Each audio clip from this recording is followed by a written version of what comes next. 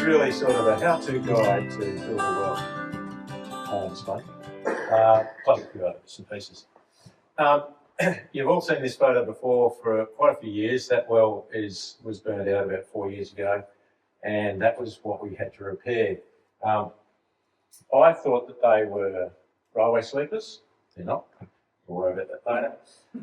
But that was the repair that we did several years ago, and some modifications to it last year. It served the community well, but it needed to be fixed up. So what we decided to do is use C-section purlins, sort of like you see in the roof structures a lot. And the good part about this was that we could get the equipment materials cut to size and holes put in it for brackets and all that sort of stuff. And then we pick it up from the supplier and it's all done for us.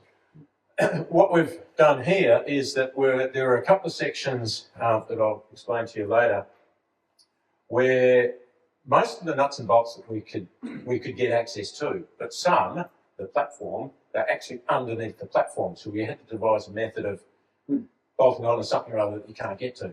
So we had to bolt these brackets together and then weld the nuts that we were going to bolt into like that.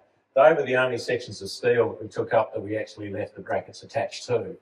The next thing that we had to do, we also wanted to make sure that each one of those three, we joined them up to the correct spot later, but we were going to paint this, so we couldn't mark it in any way. So we actually drilled holes into the actual steel, 1, 2 holes, 3 holes, 4 holes, and then we could match them up. So that the last one collapsed. yeah. We then painted over the holes and filled them in. So that's our little marking strategy there. Then to double protect the steel, because it's galvanised, of course, then we painted it with a bituminous paint, which is all great fun. And then we packed it all onto a trailer. So that's the well, that bit there.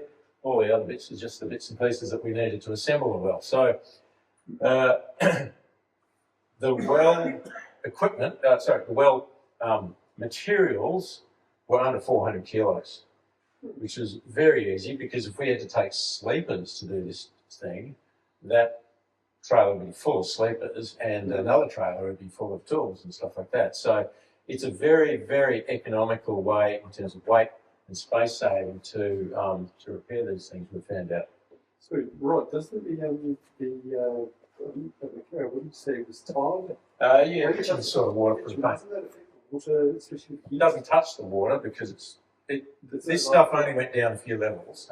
It was 2 metres above water level. It's non-toxic stuff anyhow, apparently, but it never got down to the water level there. So that's our beautiful crew. That was at Villaluna, at the top of the stock route as we took off. Our first night's accommodation was at Lake Stretch, which was actually probably twice as full as it was last year. A lot of water there, but it had been raining quite a bit in recent times. One of our touristy stops was out at Breeden Pool, which was a fairly overgrown track to get there, but we got there, and that's Breeden's Pool. Really nice area. We also went up to another place just over the hill that way called Godfrey's Tank, which I'd been to before, but I didn't know. Otto, one of our guys that came with us, said that there were some inscriptions high up on the wall sort of thing, of all the old people associated with the stock route, including Trottenham, I think. And dates on them from 1940s, 1950s. But the thing is that the inscriptions were on a sheer wall 10 metres up in the air.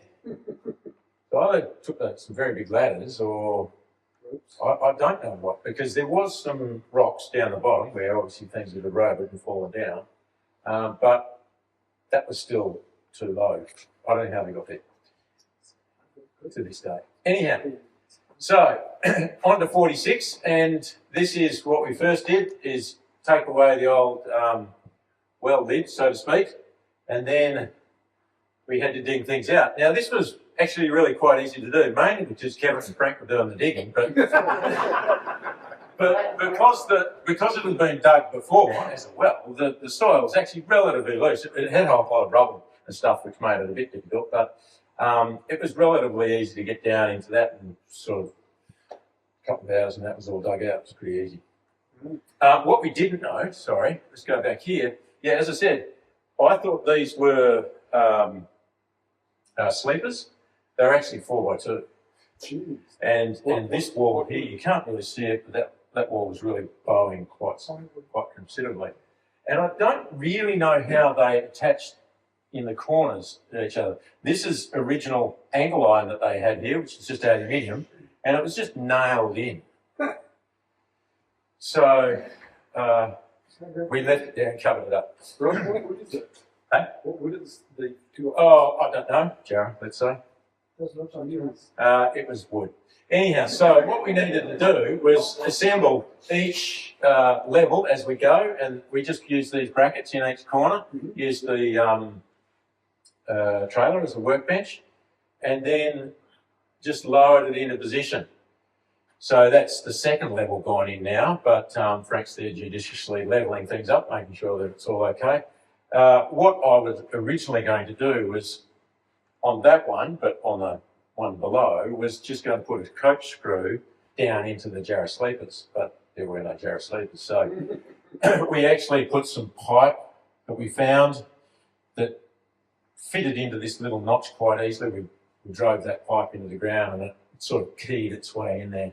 But once the backfill's all done, it's not going to move anyhow, so it wasn't a big deal. Oh, well, let's just point out the safety equipment that goes in. Oh, yes. That's just to keep the natives happy. So the other thing that we needed to do too was triple protect it, which is this waterproof membrane, which is just a sort of plastic sheeting that we wrapped around the thing as well, and then backfilled it.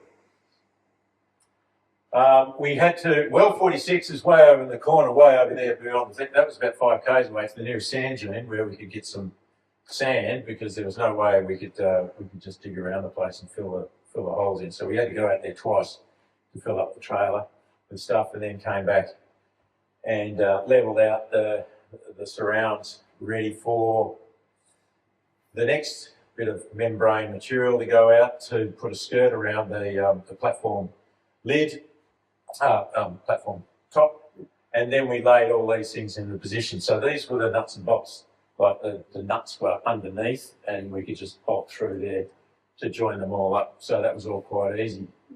By the way, we took 4 levels of material, but we actually only used 3. The other levels out there still. Also, to stop the platform from moving over time, we drove in star pickets down in each corner and then tech screwed the star picket to the platform, which should hold it in place quite easily. Then we had to attach doors to the unit. We had these doors from another project. The other thing too was, how do I put a bolt through there into that stuff and tighten the nut? Well, we used riv nuts, which are these things here. So that's just a threaded insert, and just bolt into that. Worked reasonably well. And then we just wound the cable back onto the platform. The only thing that we didn't do, which is a bit of a bugger, but really it would be best if we could put rocks all the way around there to stop with erosion. Didn't have any rocks. People will check the rocks and see if there's any rock. Yeah, that's true. And of course, the last thing we do is put a sign on there that say that we did the job. So finally, the ute traders reunited with its partner with a few spare bits of metal. I bet you that'll be used by somebody at some stage or other for something that you've got to fix. Yeah, that's right.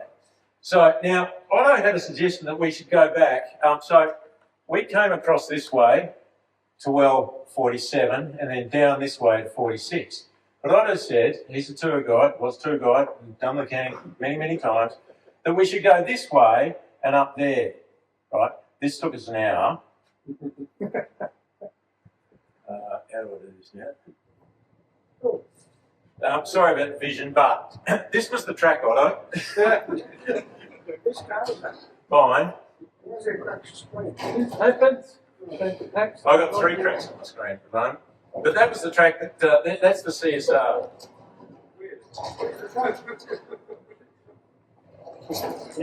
You're right. Where is the track? Actually, it's over to the left here a little bit. Whoops. Whoops, there it is. There it is. That was the game. Yeah, so the trip across here was an hour. This one back here, Lars and I did it 4 hours. So we won't be going that way next time. Where is it? I think it did a good job to reopen it. Yeah, thanks. That wasn't really what I had in mind, but anyway. One thing that was great, there was no corrugations on it.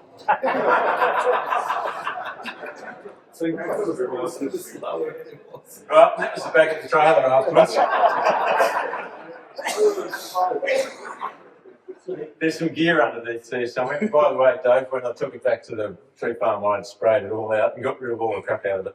So that was all right. And that was another consequence of going bush. Righto, so a few stats. I went up there, did the job, and then came back again. So I did 5,000 Ks or so. I spent about 2.5 grand on the kill. And averaged about 15.9 litres per 100 towing the trailer. Lars in the 200 did 16.7. Frank and his Guzzler LC79, 21. Kevin in his Ineos at 16. Shane had a Patrol, which is a petrol car, and I don't know the numbers, but it was hot. Continues. And Otto, the oldest car there, won the day with 15.2 litres. So, as I said, the payload of the trailer, of the equipment, stuff like that, was very little. It was easy stuff to do. Yes, and then we've got donation made and all that sort of stuff. So, there's our merry bunch of band. I've got to say, these guys are great, absolutely fantastic. They did everything I did and everything I didn't say to do. But no, it was a great job. We did the whole job in a day and a half. Right? It took us, 10 or 12 days to get there and back, but we did the job in a day and a half. So it was the most efficient, well-run thing. It was great. And we also reinstated the trough, going in the wrong direction, but that's purely for aesthetics. It's very good. So it was a great trip. What was the temperature up there? Hey, temperature? Yeah. It was 30. It is. Yeah, it's nice. Yeah, it's very nice. Yeah. It was a bit cold one night, but that was about it. Any other questions about that one? No, thanks, Rob.